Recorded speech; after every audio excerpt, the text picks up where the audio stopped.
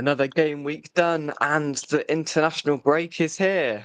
I'm probably the only one that's going to cheer at that news. Welcome back to West Ham Unofficial. I hope you are all well. Game week 7 of the Premier League season done. We're here to go through the very best of it all. Both Sean and Josh with me. How are we, gents? Not too bad, thanks. How are you? Fine. Sean, you right? I'm all good, mate. Bit tired and sleepy now, so try and stay awake. Well, you've got 27 minutes. Let's hope we can soldier on through it together, shall we? Okay, But before we go any further, something's annoyed me this weekend, and I need to get it off my chest. And no, it's not Rice scoring against West Ham, although we'll get to that. It's the fact today I've turned on my TV and there was more games on at Sunday 2 o'clock than there was at Saturday 3 o'clock yesterday. What is it coming to? Friday night football, Fulham versus Bournemouth. That is the biggest 3 o'clock game that I have ever seen in the history of the Premier League. And then our highlight game this afternoon, Brentford Man City. They've just got it all wrong. Why on earth were there more games on this afternoon than there were on Saturday afternoon? Does anyone share this sentiment, or is it just me? Yeah, I'm a bit more of a traditionalist. But I'm guessing it's partly because the teams. Europe, You've got 9 teams in Europe. There's 8 or 9. Yeah. So you've got 8 or 9 in Europe. I think Sky and we're all sort of obsessed with more and more games on TV than there ever used to be. Personally, I'm not bothered by it really. So same as the Saturday evening kickoff. And do we really want that? Do we really need that game? And then the Sunday 8 o'clock or Sunday 7 o'clock, what they've started to creep in, that's even worse. But... Yeah, I'm more of a traditionalist. I'd rather 5 or more games on the Saturday 3 o'clock, and you have to tune on the radio if you want to follow it. But yeah, I'm with you there. Obviously, Josh, the European part of it, there's a lot of teams in Europe this season, so they're forced to the Sunday to an extent. But it's just, this weekend you could watch about 8 games at once live on the same screen, and they're still going now on Sky with blooming Carragher. It seemed like the biggest overload of football ever, and barely any yesterday. Yeah, it's just bizarre. And there was the Chelsea-Liverpool game on at 5:30 last night. I don't understand why that wasn't on 4:30 game today rather than Brentford Man City is like the main game. That was a bit bizarre as well. There was 4 games at 2 o'clock on a Sunday and only 2 3 o'clock Saturdays yesterday. So it's not the one really the way it's going. And the Friday night game, neither of them teams are in Europe, so why that has to be moved to the telly, I don't understand. But that's the way it's going, I suppose. We had a game a few weeks ago, home to Crystal Palace, 7 o'clock on a Sunday night, and it's like, not for me, but just the way the game's going, I suppose. It's dreadful. It is dreadful. Right, I've got that off my chest now, so I'm satisfied. Good evening to everybody from the very happy blue half of Merseyside. Yes, we'll come on to that a little bit later on, absolutely. Fathead is leaving, I don't even know what that place is called, somewhere in Macedonia, going to Kosovo tomorrow. So ticking all of the places off. I rate it. I rate it. Right, let's move on to the actual football. And we'll start yesterday, lunchtime. Leeds 1, Tottenham 2. Sean, another win for Thomas Frank. People have went tough place to go, but I think that's more the stereotype of Ellen Road than it is the team that you were playing. But nevertheless, 3 points on the board.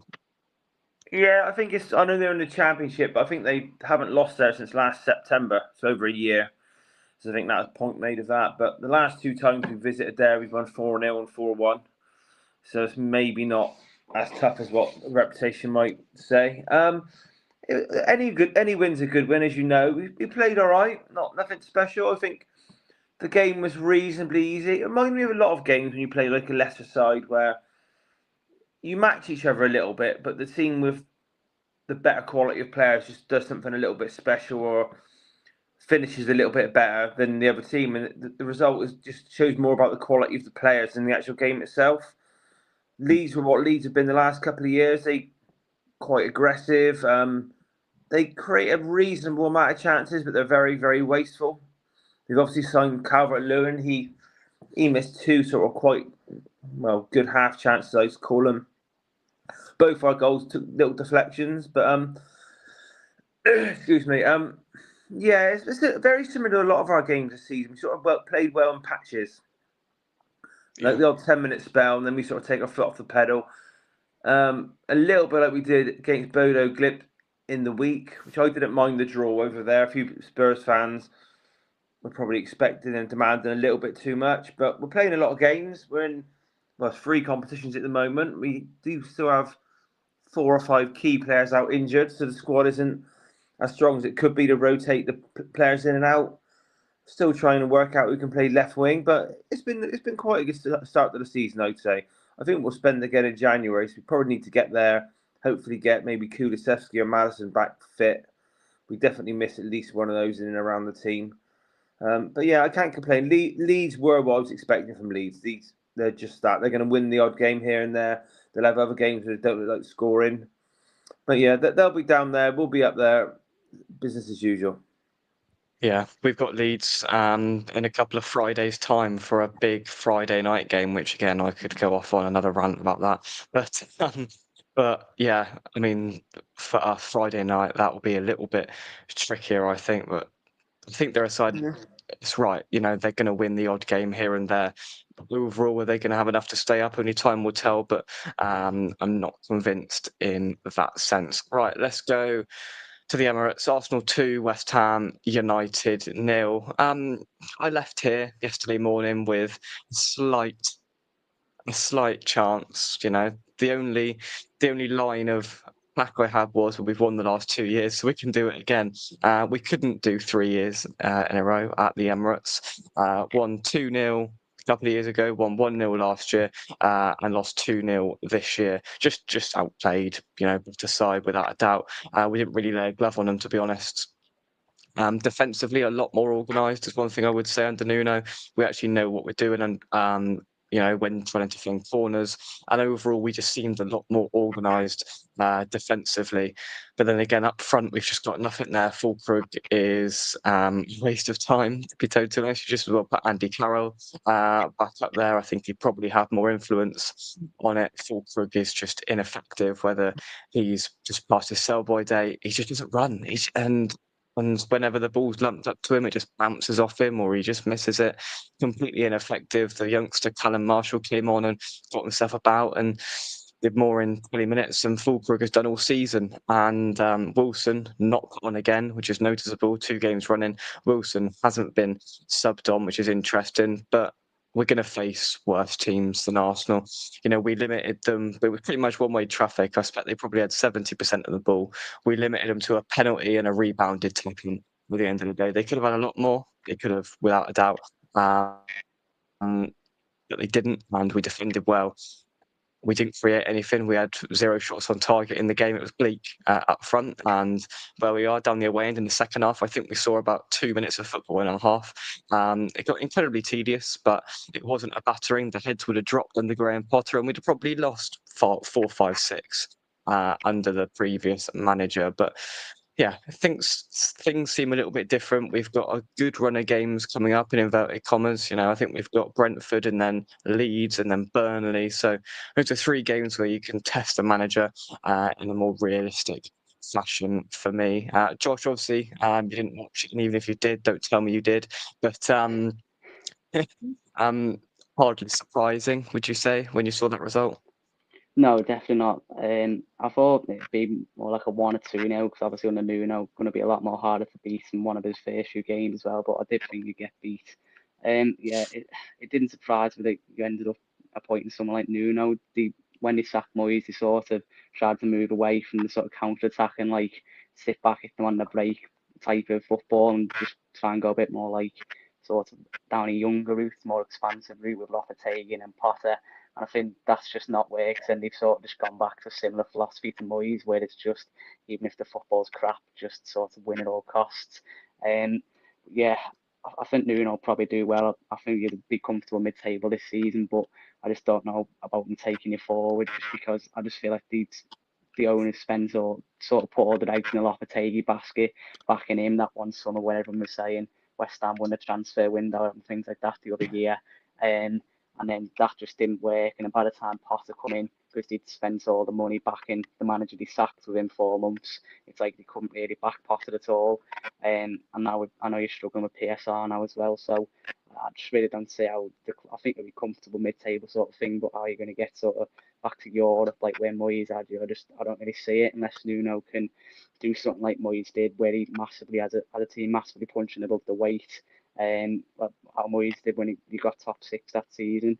But I don't know, I just can't see it, how competitive the league is now. But yeah, I suppose with what's available, Nuno probably was the best appointment, but yeah, it's just I really don't see a way forward for you in long term. But I suppose right now he probably was the best option out there. Yeah, I'll be honest. I think every West Ham fan would snatch your hand off a comfortable mid-table at Yeah, the end of the what season. is comfortable mid-table? What's comfortable mid-table? I don't think they'll be bottom 6, West Ham. I I think think that Jake they'll be would take around 13, 15th now. 14. Do you reckon? I don't know. I just I think you've got a lot more positivity in your claret and blue counterparts than we have in ourselves, Josh. I'll be totally honest. Listen, I think he'll make you hard to beat. I just think you'll be sound. I think Burnley and Leeds are slowly falling away already. Sunderland, they lost to Man U. I think the new promoted teams always seem to start well. Yes, they look a lot more competitive this year than the last couple of seasons, but I think they'll fall away. Wolves are struggling. I think he'll just make you hard to beat, and I think he'll be fairly comfortable, but we'll see. I hope so. I hope so. It will be. Yeah, I mean, it's impossible to predict because I mean, we did when we can have our weekly laugh at Nottingham Forest here by saying most didn't predict them to be down where they are, and we, we sort of said that it could crumble pretty quickly, and crumble is an understatement at the moment, but I don't know. With so many teams in transition and up in the air, Wolves might go on a run. They look rather bleak at the moment. A real kick in the teeth conceding late on today at home to Brighton because they nailed on for 3 points. Burnley, we'll come on to Burnley when we talk about Villa in a minute, but there's just so many teams where we don't know what they're going to be like.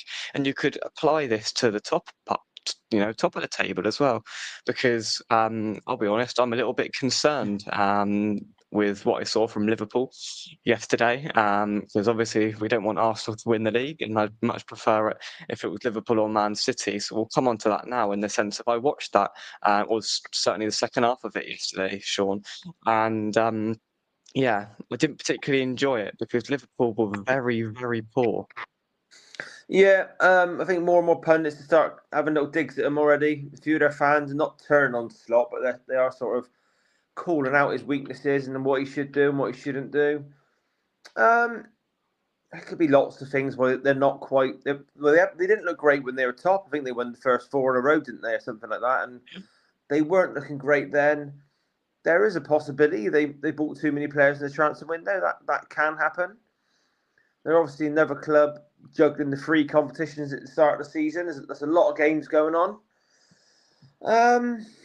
But you just look at right back. They sold Trent, and then they've got in Frimpong, but they've put him on the bench, and they put Szoboszlai at right back. Then they went to Bradley at right back. Defensively, they look awful. Yeah, I'm not going to keep saying what I said about Van Dijk. At some point, he will slow down. I don't know if he's part of the cause or not, but that will happen. I think they missed out on Gay, didn't they, on the last day of the transfer window? So I think they obviously wanted an extra centre back. Is it Kirkes they got from Bournemouth? Yeah. It's just a bit of a disjointed side at the moment. They're sort of possibly had to buy too many in one window. They probably had to buy that many, but they didn't buy many the window or two before. So squads can get like a little bit stale. Do you know what I mean? You get to a stage like they persevered with Nunes, didn't they, for a little while, and that was never really going to happen. So they got to the stage where they had to buy a lot. Whether they bought one or two too many, I don't know. Did they even need to buy Isaac? I don't know about that either. Do you know what I mean? I don't know. Maybe the squad's just a little bit too inflated now. But yeah, there's lots. Obviously, they had what went on with Jota as well. Mentally, that might have affected it a little bit. But yeah, they haven't looked great. It's just whether they can click and sort of come through it. They got the players there, but it's just whether it works. It's fair to say he hasn't settled anywhere near as quick as what some thought he would. Some people were saying he's going to be the star of the league. He certainly doesn't look like that so far. Yeah, there's multiple ways of looking at it, but look, I'm with you. I'd rather they win the league than Arsenal. But I don't know. I don't think they'll fall off that much. I'd like to think there'll be at least a title race this season because we didn't really get one last I year. hope so. Yeah. Yeah. I mean, I think the international break will probably do them some good now because they just seem a bit rushed and a bit of a mess currently. Let's take some comments. Sharky, thank you very much. Yes, all going well. Thank you very much. A member for 44 months. I've really been doing this for that long. Wow, that is a long time. Thank you very much indeed for that, Sharky. Who's your mate favourites for the league now? Go on, Josh, because you're slightly less impartial than me and Sean are going to be to this. I still think if Liverpool don't win it with the money they've spent, it's probably failed really.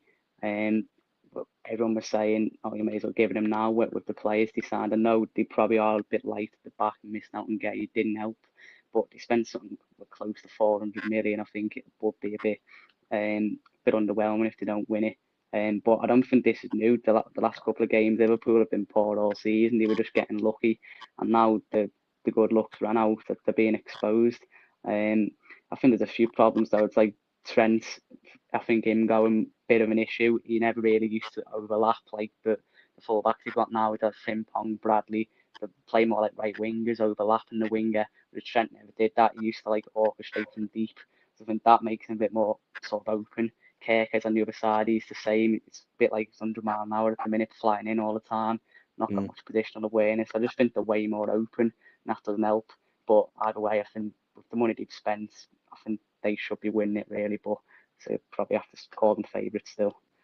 It would be a colossal disaster for Liverpool not to win the league this season, as Josh has just articulated. You know, if with the amount of money they spent, but I don't know. I can't look. I can't look further than the team that are pretty close to where I am now, to be honest, and that pains me to say it. I hope Man City can turn it on, but even watching Man City today, like it was a win, but it wasn't a Man City win. It was a limp over the line. They're not convincing me, and neither are Liverpool.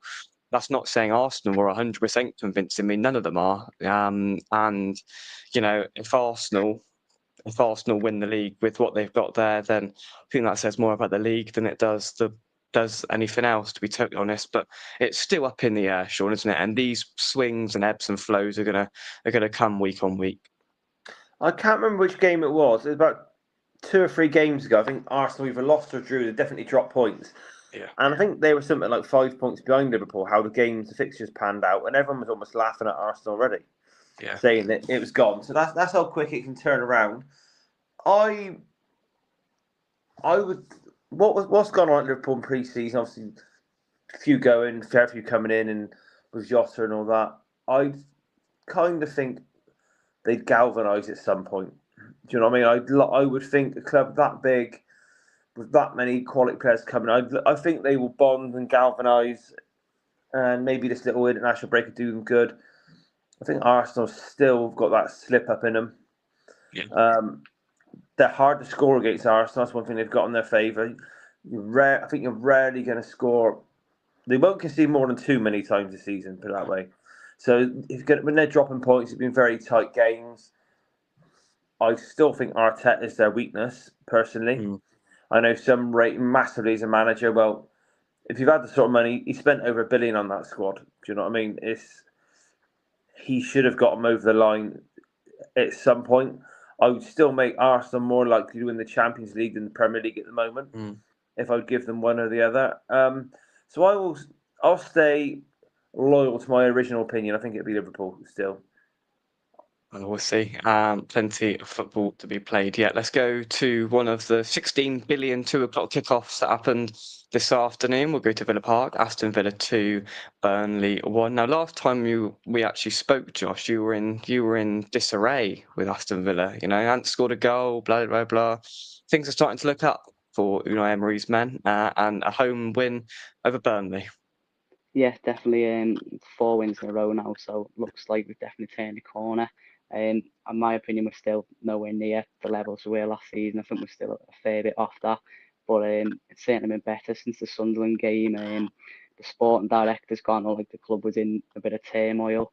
Obviously it was a grim window, really, not exactly how anyone wanted it to pan out. We lost 3 big players in Asensio, Rashford and Ramsey.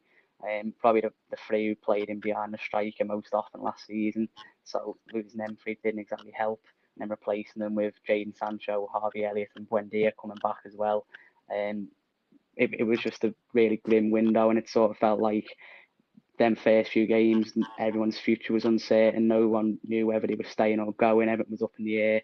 But the situation with Martinez was on the verge of going to Man United. He never, in the end, ended up staying. But even then, he's basically playing every other game, and then he's just pulling out with an injury. So it's still not too sure what's going on with that. But either way, I think now that there's the lack of the uncertainty is sort of gone now, and everyone sort of knows whether they're staying or going, which I say first few games that certainly didn't help. Just everyone seems to be up in the air and in turmoil. But now I think we've sort of he's found his best 11. He's sort of sticking to the same team, and we finally found a bit of rhythm. We've won the 2 European games. We've probably got our hardest European game out the way, Feyenoord away the other day, and we look comfortable in that one. Won the first one into Bologna at home as well. So 4 in a row now after not scoring a goal in our first 6. I think we've now scored something like, I think it's about 8 or 9 in our last 4. So yeah, looks Rodgers playing slightly better as well. Watkins also more involved. So yeah, it does look like we've turned the corner to me, but we're still nowhere near the levels we were last season. Like some of the stuff we were playing last season going forward was just unreal, really. Whereas this season, sometimes you can see some of the forwards not exactly on the same page, sort of thing. Like you can see they've not really played together that much. But I'd say we're slowly getting better. But then again, we have got tough games after this. We've got Spurs away and Man City at home, and then Liverpool away. They're our next 3 league games after this. So we have had one of the nicest starts in the league, and we're still 13th. So yeah, it's not exactly like we've been brilliant, and I think we probably will struggle against the better teams. But yeah, I think one thing which has probably helped us last few games is teams have been playing into our hands a bit more as well. Whereas initially, like Brentford away, Palace at home early in the season, teams were just coming, sitting in, and we'd have to break them down. Whereas now the last few teams we played have sort of come out and pressed us a bit more. I think that sort of suits us, forced us to play quicker. Whereas early in the season it was very pedestrian, just the centre backs passing between each other, just very slow build up. Whereas now we seem to be moving the ball a bit quicker. I definitely think it helps when teams come on to us. I think that gets the best out of us. We don't really do well against low blocks. Burnley, they went for it a lot more than I thought they would today. They were a lot more open than I thought. I thought today was going to be an awkward game because I thought they'd just sit in 10 men behind the ball. We'd struggle to break them down, but they actually sort of come on to us a bit, had a bit of a go. I think that plays into our hands. We're much better when teams do that. Yeah, you can't complain at the minute. 4 wins in a row. Slowly, gradually improving, I suppose. So yeah, looks like we've just about turned the corner after a rocky start. There we go. All change at Villa Park, and we'll finish for the weekend. I nearly said it, Goodison Park again. At the Hill Dickinson Stadium. I'm going to have to write this down. Yes, I don't say it every week. Everton 2, Crystal Palace 1. It feels like a rather symbolic moment for Everton in their new ground, a last-minute winner to stop Crystal Palace's 19-game unbeaten streak in all competitions. And it's a Jack Grealish scrappy goal that gets the winner. Sean? Didn't see the game, mate. To be quite honest with you, these 2 o'clock kickoffs, I was out at my lad's game, so I haven't followed them that closely. Just the way you introduced the game at the Hill Dickinson Stadium, is it built? Yeah. So, yeah. That is the story this year for them, isn't it, really? So everyone, it's our first game there. And it's David Moyes there as well. It's going to be a bit of a, not like a fairy tale season, almost like a bit of a novelty season. Do you know what I mean? First season there, like, see it on the telly, all the big loud music and all that. So they won't lose many at home. I think that's what I'm trying to say. And you got David Moyes there. I know you're sort of love him or used to love him. Everton fans love him as well. Yeah, like I said, I can't really say a lot more about it, mate, because I didn't follow the game. But it's been a great run by Palace. I do wonder what's going on with their manager a little bit, because obviously United have been linked to him. And his contract. Could you see him moving away?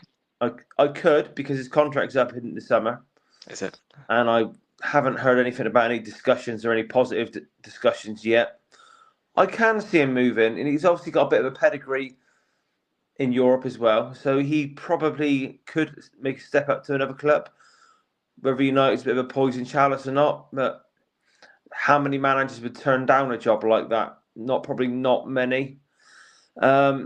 Yeah, I could see him moving on. To be honest, maybe I'd be disappointed if he moved mid-season, but I think he'd be looking at other jobs coming into this season. It's a bit like I said, the same with Emery at Villa. I know they've turned this corner a little bit.